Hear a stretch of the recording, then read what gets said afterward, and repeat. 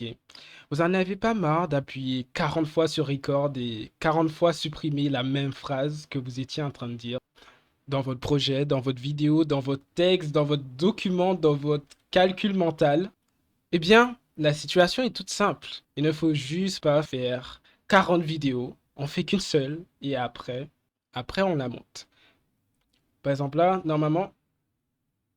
Alors, en premier, ne pas mettre de pause. Ne rappuyez surtout pas sur votre bouton enregistrer parce que sinon vous perdez tout le sens d'enregistrer en une fois. C'est vraiment vous forcer à ça. Deuxièmement, faire une liste de choses que l'on veut parler. Comme la liste que vous voyez là, je sais que j'ai 6 chapitres. Du coup, je peux dire deuxièmement, troisièmement, je suis en troisième chapitre. Oui, oui, oui. Du coup, ça catégorise un peu tout. Ça rend un peu tout plus simple. C'est vraiment très intéressant. Je vous assure, même dans la vie, c'est bien d'organiser des choses. Mais ça sert surtout à ce que vous ne vous perdez pas. Donc, oui, faites ça parce que le plus dur quand on enregistre, c'est d'oublier ce qu'on voulait dire. Et d'un coup, toute notre expertise se perd en fait. On est là, waouh, je suis bon, mais quand je suis devant les caméras, je suis nul. Ben, tu sais, pour être meilleur devant les caméras, il faut être devant les caméras pendant longtemps et faire son mieux. Couper la caméra, c'est un peu ralentir son progrès. On se retrouve à enregistrer pendant 2 heures et n'avoir que 10 minutes d'enregistrement parce qu'on a supprimé déjà toutes les vidéos. Or qu'elles peuvent être intéressantes. Par exemple, là, je me retrouve à dire beaucoup plus que ce que je voulais. Mais c'est très intéressant. À force de faire, on finit par parler énormément. Et ça arrive. Troisièmement, recommencer aux endroits de blanc. Alors, si je continue à parler sans jamais m'arrêter, ce qui est un peu difficile, mais je vais faire avec Notion. En fait, je vais littéralement juste lire ce qu'il y a là, rechercher. Il y a des notions, accueil, boîte de réception, drawing, planificateur de projet, journaliste de tâches hebdomadaires. Déjà, l'intonation, elle n'aide pas le viewer, en fait. Ça rend juste plus difficile de couper et de remplacer ce qu'on veut dire par quelque chose de meilleur. En vrai, il y a plusieurs techniques à couper un montage long pour que ce soit plus court. Il y a un peu ma technique qui est, oh, je vais répéter plusieurs fois ce que j'ai raté. Par exemple, là, vous entendez que je fais des blancs, ça aide énormément.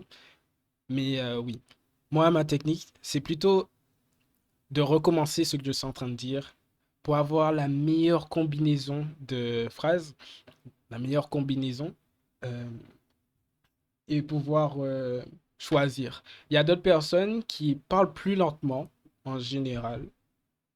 Du coup, ils ont le temps de choisir leurs phrases et du coup, ils ont juste besoin de couper les blancs. Moi, je suis plutôt à répéter, mais en vrai, au fur et à mesure, on sait plus quand faire des pauses. Et du coup, ça devient mieux, généralement, de ne pas répéter plein de fois, mais plutôt faire une pause avant de recommencer. Bien. Alors, on était à recommencer aux endroits des blancs. Je suis passé sur créer des blancs d'un coup comme ça parce que c'est à peu près la même chose, honnêtement. Normalement, j'aurais eu 4 3.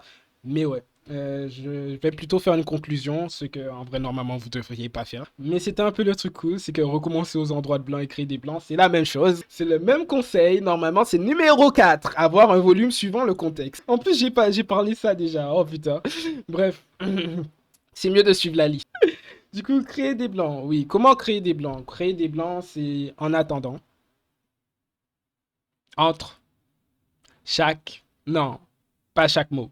Chaque virgule, chaque point, oui. Des fois, c'est bien d'arrêter de parler et de recommencer. Des fois, c'est bien d'arrêter de parler,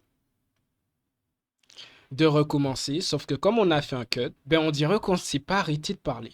Et donc, créer des blancs, c'est très intéressant. Parce que quand on crée des blancs, on peut faire ce qu'on veut en post-product. Et ça, c'est nous donner une opportunité quand on n'en aurait pas eu.